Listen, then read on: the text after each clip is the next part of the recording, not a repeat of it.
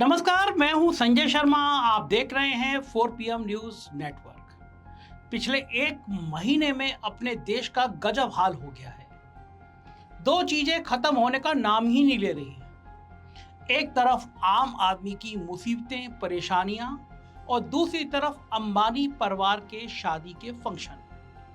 पहले 1 मिनट मैं आपको आम आदमी की बात करता हूं, आपके साथ बात करता हूं। पिछले महीने नीट का पेपर लीक हुआ।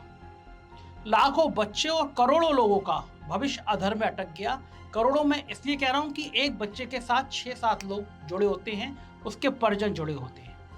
जम्मू कश्मीर में वैष्णो देवी के भक्तों पर आतंकवादी हमला हुआ, लेकिन अब तक बस सिर्फ एक गिरफ्तारी हुई और वो भी आतंकवादी की नहीं, उसके साथी की। देश में सैकड़ों लोग गर्मी से मर गए और बारिश की दस्तक होते ही हर जगह पानी भरने से बीमारियों का खतरा देश में बढ़ गया है। लेकिन अगले हफ्ते जब मुंबई की सड़कों पर बारिश का पानी हर बार की तरह इस साल भी भरा होगा, मेन होल में गिरने से लोगों की मौतें फिर हो रही होंगी, लोकल ट्रेन जल भराव के बीच हमेशा की तरह खड़ी होगी और आम आदमी हर दिन हर साल की तरह मेहनत से रोजी रोटी कमाने के लिए तरस रहा होगा।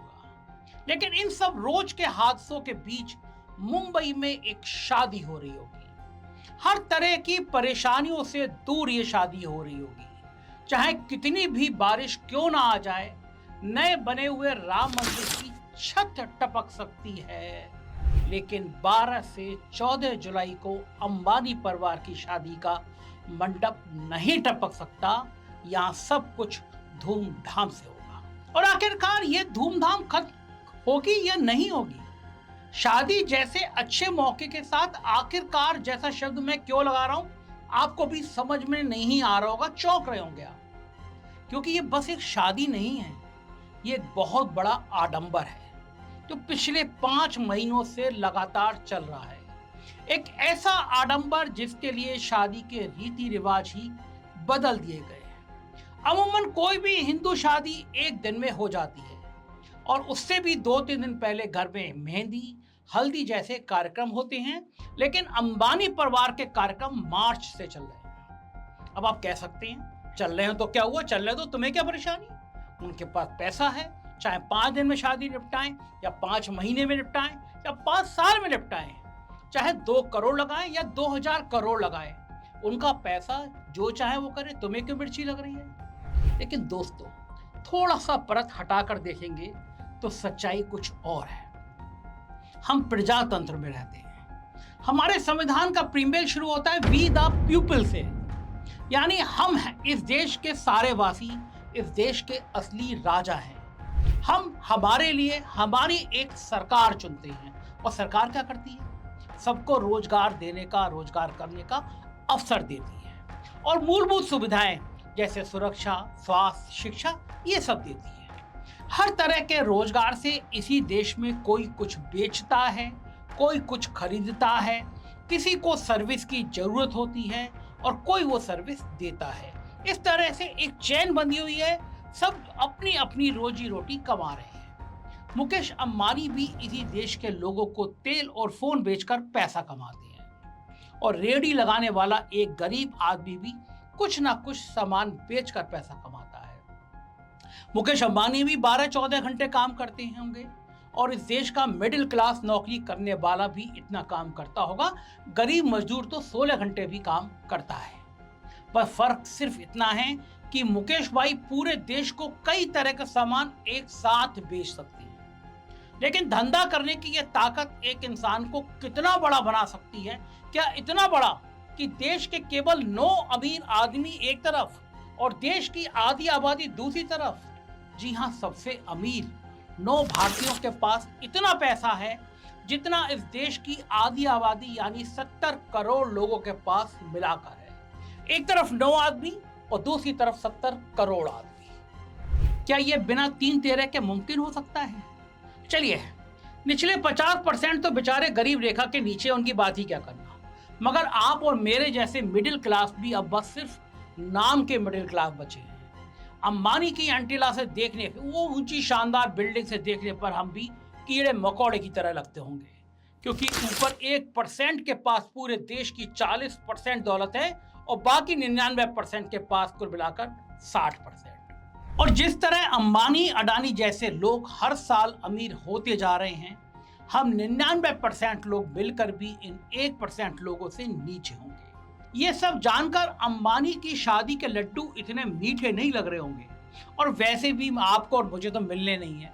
हमें तो बस वो गरीब प्रजा बना दिया गया है जो खुश हो रहा है कि उनकी महारानी नीता अंबानी 400 करोड़ का हार पहनती है, राजकुमार अनंत 25 करोड़ की घड़ी बांधते हैं। हमें ये सपना दिखाया जाता है कि मेहनत करो तो हम भी इतने अमीर हो सकते हैं। यह हमारी मेहनत का मजाक नहीं तो और क्या है। आज प्राइवेट कॉलेज 1 से 2 करोड़ रुपए लेकर MBBS कराता है। क्या इस फीस को जुटाने के लिए एक मिडिल क्लास बाप मेहनत नहीं करता? करता है, और इतनी करता है कि उम्र से पहले बूढ़ा दिखने लगता है। क्या बिहार के एक बेटे को IAS बनाने का सपना लिए पूरा परिवार दिन रात मेहनत नहीं करता? बिल्कुल करता है। टपकते हुए छप्पर के नीचे रहकर रूखी सूखी रोटी खाकर मेहनत करता है। चलिए अब करोड़ों अरबों रुपए सिर्फ शादी पर उड़ाने वालों की मेहनत देखते हैं। मार्च में 3 दिन का प्री वेडिंग फंक्शन गुजरात के जामनगर में हुआ। जामनगर के एयरपोर्ट पर मुश्किल से दिन में 4 या 5 सिविल उड़ानें होती हैं, क्योंकि यह एयरपोर्ट मुख्यतः मिलिट्री के नियंत्रण में आता है, मिलिट्री एयरफील्ड है। पाकिस्तान से होने वाली किसी भी टेंशन के वक्त हमारी एयरफोर्स के जहाज यहीं से उड़कर देश की रक्षा कर सकते हैं। लेकिन अंबानी की मेहनत का कमाल देखिए। यहाँ एक हफ्ते में 600 प्राइवेट एयरक्राफ्ट आए। क्योंकि वो बाहर के देश के इतने लोग आए हैं तो उनकी कस्टम चेकिंग भी जरूरी है। इसके लिए एयरपोर्ट अथॉरिटी ऑफ इंडिया ने जामनगर एयरपोर्ट को कुछ दिन के लिए इंटरनेशनल एयरपोर्ट का दर्जा दे दिया। मोदी हैं तो मुमकिन है। अंबानी के मेहमानों के आने जाने और उनके जहाजों की देखरेख किसने की? भारतीय एयरफोर्स ने। शादी का काम एयरफोर्स देखने लगी है। यह भी इस देश में है। मोदी है तो मुमकिन है। सोच कर देखिए, गरीब आदमी रेल में बाथरूम में सफर करने को मजबूर है। मिडिल क्लास पूरे परिवार के साथ जहाज में नहीं बैठ सकता, और अंबानी एयरफोर्स से अपनी शादी के मेहमानों का आना जाना मैनेज करवा रहे हैं। अब जरा दिल पर हाथ रखकर बोलिए कि अंबानी का पैसा मेहनत का है? नहीं बोल पाएंगे। देश और देशवासी मिलकर खून पसीना करके एक दिन रात एक करके GDP को एक साथ बढ़ाते हैं। लेकिन मलाई कौन लूट रहा है? ऊपर बैठे कुछ अंबानी। देश की बढ़ती इकोनॉमी का सारा पैसा इनकी जेब में ही जा रहा है। और फिर उस पैसे से होता क्या है? दिखावे का बेशरम नाच। रिहाना से लेकर दलजीत दोसांझ को पैसे देकर परफॉर्म कराया जाता है। वही रिहाना जिसको भक्त कुछ दिनों पहले तक आतंकवादी कह रहे थे जब उसने किसान आंदोलन में किसानों का साथ दिया। शाहरुख, आमिर, सलमान जैसे बड़े सितारों को बिना पैसे दिए डांस कराया जाता है। मार्क जुकरबर्ग से लेकर बिल गेट्स तक सबको न्योता दिया गया। सैकड़ों प्राइवेट एयरप्लेन से ये सब मेहमान आए। एक एक एयरप्लेन में सैकड़ों गाड़ियों जितना पॉल्यूशन होता है, और अंबानी के फंक्शन में 300 प्लेन आए। तो सोचिए, 3-4 दिन में हजारों गाड़ियों जितना पॉल्यूशन फैलाकर फिर से ये लोग एनवायरनमेंट बचाने की बात करते हैं। और एनवायरनमेंट का मजाक पहली बार नहीं उड़ाया जा रहा। 2018 में जब मुकेश भाई ने अपनी बेटी की शादी की थी तब भी ऐसा हुआ था। उदयपुर की पिचोला झील पर प्री वेडिंग फंक्शन करने की तैयारी थी। यहाँ की NGO विरोध में उठ खड़ी हुई। उन्होंने आवाज लगाई कि झील और उसके अंदर के जीव जंतुओं को नुकसान होगा। तब कहीं जाकर यह प्रोग्राम टला था। जामनगर के 3 दिन के फंक्शन का पूरा खर्चा था 1200 करोड़ के आसपास, 1200 करोड़ के आसपास। इनकी अपनी वेबसाइट बताती है कि पिछले पूरे साल में इन्होंने CSR एक्टिविटी में लगभग इतना ही खर्च किया, 1200 करोड़ रुपया। CSR मतलब कारपोरेट सोशल रिस्पॉन्सिबिलिटी, यानी समाज के लिए काम करने की एक व्यापारी, एक बिजनेसमैन की जिम्मेदारी। जितना पैसा पूरे साल में देश सेवा में लगाया, उतना पैसा बस 3 दिन में बेटे की शादी में नहीं, शादी की प्री वेडिंग फंक्शन में बहा दिया गया। और अब कुछ लोग फिर सोच सकते हैं बेचारे अंबानी ने देश में 1200 करोड़ रुपए समाज सेवा में लगा दिया। ये क्या कम है? एहसान मानना चाहिए? जी नहीं, कोई एहसान नहीं मानना चाहिए। कंपनी एक्ट 2013 के हिसाब से ये कानून है, हर बड़े व्यापारी को अपने प्रॉफिट का 2% समाज सेवा में लगाना पड़ेगा। पहले तो नियम ही देख लीजिए कितना थका हुआ नियम है, केवल 2%। एक मजदूर जो महीने में 5,000 रुपए कमाता है, उसका 2% यानी 100 रुपए तो महीने में वो भी धर्म कर्म में लगा देता है। और ये 5,000 तो उसकी अपनी कमाई है, प्रॉफिट भी नहीं है। वहीं जब पिछले साल रिलायंस ने 1200 करोड़ रुपए समाज सेवा में लगाए, उस साल 43,017 करोड़ का मुनाफा भी कमाया था। तो ये पैसा लगाना रिलायंस की मजबूरी थी, कोई एहसान नहीं। लेकिन जब अपनी भारी सी कमाई का थोड़ा सा पैसा लगा दिया तो हवाबाजी ऐसी की मानो देश ही बदल दिया हो। इनके CSR एक्टिविटी की एनुअल रिपोर्ट देखिए, इनका क्लेम देखिए, आप भी हंसेंगे। बताते हैं 595 जिले इंपैक्ट किए। हमारे पूरे देश में 806 जिले हैं और इन्होंने एक साल में 1270 करोड़ में 595 जिले इंपैक्ट कर दिया। मतलब कुछ भी, मतलब मोदी है तो मुमकिन है। करोड़ों की बात करके कुछ भी बोल दो, लोगों को लगेगा कुछ ज्यादा ही किया है। मैं करोड़ों की बात में ही समझाता हूं। हमारे देश का सबसे पिछड़ा राज्य बिहार, उसी बिहार की सबसे पिछड़ी हुई शिक्षा व्यवस्था, वो पिछड़ी हुई शिक्षा व्यवस्था और ना पिछड़ जाए, उसके लिए बिहार सरकार का सालाना बजट 22,200 करोड़ रुपया है। और अंबानी जी कह रहे हैं कि उन्होंने 1200 करोड़ रुपए में हिंदुस्तान के 806 जिलों में से 595 जिले को इंपैक्ट कर दिया, बढ़िया कर दिया। इन्हें गुब्बारे जैसे कामों को उड़ाने के लिए इनके पास वक्त ही वक्त है, कुछ भी बोल दो, कुछ भी लिख दो, कौन पूछेगा। इसलिए शादी से पहले एक नहीं दो प्री वेडिंग फंक्शन कर डाले। दूसरी बार के लिए तो इटली में पहुंच गए साहब। 30 मई से 1 जून के बीच फिर 1200 लोग इकट्ठे हुए।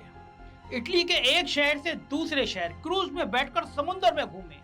जामनगर में देसी रंग में मस्ती की थी तो यहाँ विदेशी रंग में पिटबुल, कैटबेरी जैसे बड़े बड़े कलाकार नाचने आए। 20 चार्टर प्लेन, 12 प्राइवेट जेट इन मेहमानों को लेने आए। मगर दौलत का ये बेहुदा नाच शायद यहाँ कुछ लोगों को कमाल लगे, लेकिन इटली के लोग नाराज हो गए। उन देशों में हर आदमी की इज्जत है और उन्होंने वहां तेज म्यूजिक बजाकर लोगों को सबको परेशान किया। पोर्टोफिनो और जिनेवा नाम के शहरों में लोगों को तकलीफ हुई क्योंकि वहां के लोगों का व्यापार और चैन दोनों खराब हुए। वहां पुलिस कंप्लेंट भी हुई। अंबानी और इनके फंक्शन को बैड मैनर्ड बोला गया। एक गुजराती महात्मा गांधी थे जो दूसरे देश साउथ अफ्रीका गए और वहां के लोगों के हक के लिए लड़े। एक हमारे ये पैसे वाले गुजराती हैं जो पैसे के बल पर अपने देश में ही नहीं दूसरे देश के लोगों का भी जीना हराम कराते हैं, बस अपनी खुशी के लिए। और इस इटली के फंक्शन में अंबानी परिवार ने 3 दिन में $900 मिलियन उड़ा दिए, यानी 7,500 करोड़। जामनगर वाले फंक्शन से भी 6 गुना ज्यादा। और अब 12 से 14 तारीख तक होने वाली शादी में शायद 10,000 करोड़ लगा दें या उससे भी ज्यादा। और इन शादी की तैयारियों के बीच अंबानी जी आपको और मुझे नहीं भूले हैं। पैसा तो मुझसे और आपसे लेना है। जियो के रेट 3 दिन पहले यानी सीधे 22% बढ़ा दिए गए। आपकी जेब का पैसा उधर उड़ाया जाएगा। 3 जुलाई से ये रेट लागू हो गए। मार्केट पर पूरा कब्जा है, कुछ भी कर सकते हैं। शादी में बिना बुलाए हमारी जेब से जबरदस्ती शगुन भी ले लिया अंबानी जी ने। किसी की भी शादी एक शुभ काम होती है। अनंत अंबानी और राधिका मर्चेंट को हमारी तरफ से भी शादी की हार्दिक बधाइयां। ईश्वर करे आपका जीवन हमेशा खुशमय रहे, आप स्वस्थ रहें, आपकी शादी अच्छी रहे, अच्छी चले और खूब फले फूले। क्योंकि आज की हमारी बात किसी की शादी के खिलाफ नहीं है, शादी के नाम पर हमारी गरीबी का मजाक उड़ाने के खिलाफ है। पुराने जमाने में जब गांव में अकाल पड़ जाता था, हर बच्चा रोटी रोटी को भूखा होता था, उस वक्त जमींदार के घर में नाच गाना होता था, शाही पकवान बनते थे। जमींदार की रसोई से उठता धुआं उन गांव के गरीबों की मजाक उड़ाना था। आज के हालात भी कुछ कुछ वैसे ही हो गए हैं। अगर आप ये समझ गए हैं तो अंबानियों की शादी को बेशक बुरा मत बोलिए, मगर उनके पैसों के इस अंधे नाच को अपनी खुशी मत बनाइए, क्योंकि ये आपकी खुशी नहीं है, आप इसमें कहीं भी शामिल नहीं हैं। शायर ने कुछ लाइनें लिखी थी, एक शाहजहां ने बनाकर ये हसीन ताजमहल, हम गरीबों की मोहब्बत का उड़ाया है मजाक, ए मेरे महबूब मुझसे कहीं और मिलाकर। ये मेरी और आपकी गरीबी का मजाक है, और वो भी मार्च से जुलाई तक चलने वाला एक बहुत लंबा मजाक। आप इस मजाक को एंजॉय करिए, दिल पर मत लीजिए, क्योंकि ये देश अब पूंजीपतियों का हो गया है। मैं बस आपसे प्रार्थना करूंगा, मुझे बताइए क्या मैं सही बोला या गलत। इस वीडियो को देखने के लिए शुक्रिया। चैनल को ज्वाइन और सब्सक्राइब करना ना भूलिएगा। Thank you.